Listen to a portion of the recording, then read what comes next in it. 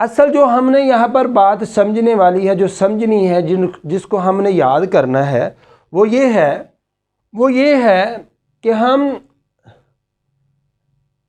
निसफ जो आधा है उसको किस अंदाज में लिखते हैं, कैसा लिखा जाएगा। मसलन इसमें से हो तो तब भी निसफ जो है वो 50% ले, ये ऐसे लिखकर 50, इसके आगे ये फीसद की अलामत डाल देंगे 50%।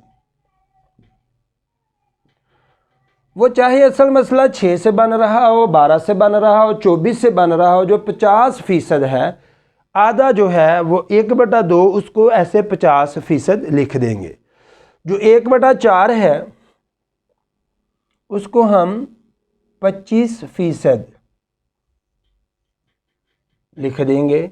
अगर असल मसला 6 से बन रहा हो तो वहाँ पर चौथा हिस्सा फुरूज़ मुक़द्दरा के तौर पर आना मुमकिन नहीं, क्योंकि अगर फुरूज़ मुक़द्दरा में से 1/4 आ जाए तो फिर असल मसला 6 से नहीं रहेगा बल्कि 12 से हो जाएगा। तो ऐसे ही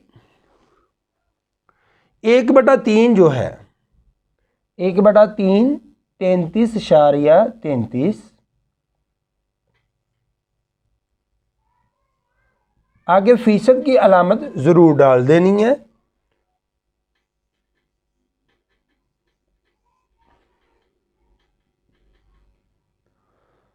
और जो 1/8 है, 8वां हिस्सा, वो 12.5%।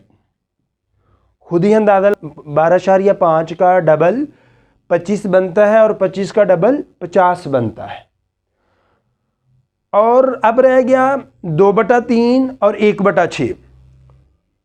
किसी भी मसले को देख लें, असल मसला खा 6 से बने, 12 से बने, 24 से बने, हर सूरत में 2/3 जो है वो 66.66 ही आएगा।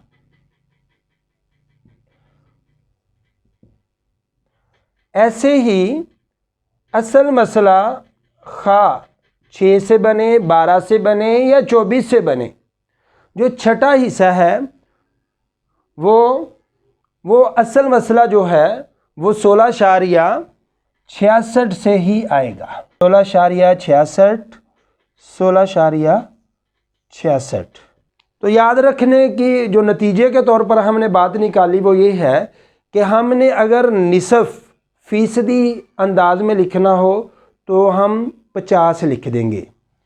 इसका मैं एक और अंदाज में इंडेक्स लिख रहा हूँ आपकी आसानी के लिए कि आप आसानी से इसको याद कर सकें और इसको भूलना नहीं, ताकि आपको मसाइल समझने में और मसाइल हल करने में आसानी रहे।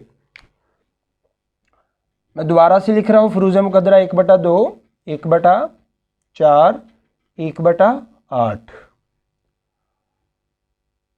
2/3, 1/3 और 1/6। इसको पहला ग्रुप कहेंगे, अव्वल ग्रुप,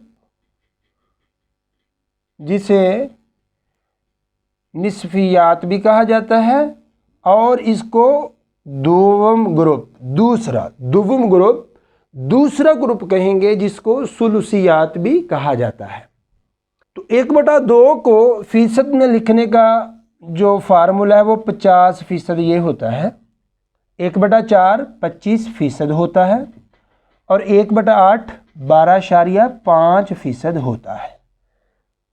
2/3 66.66% होता है।